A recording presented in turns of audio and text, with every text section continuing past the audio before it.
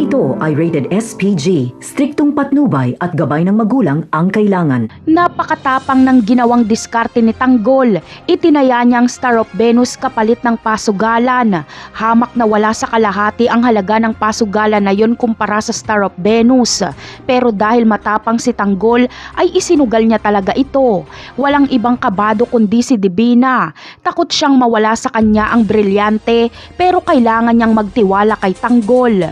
Lucky 9 ang laban at bawal humirit, kaya sa unang tigdadalawang baraha ay ito ang magdidikta ng kanilang kapalaran. Marami ang nanunood dahil pustahan ito ng kabuhayan. Maganda ang baraha ng kalaban pero mas maganda ang baraha ni Tanggol, kaya panalo si Tanggol at sa kanya na ang pasugalan na yon.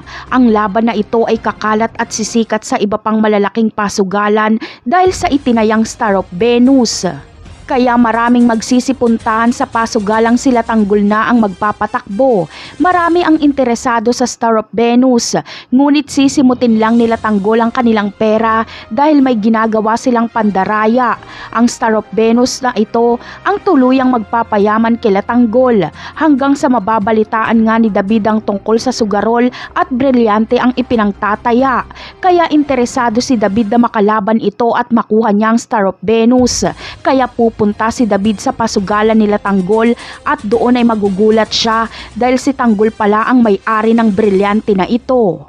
Kaya naman hahamunin ang sugal ni David si Tanggol.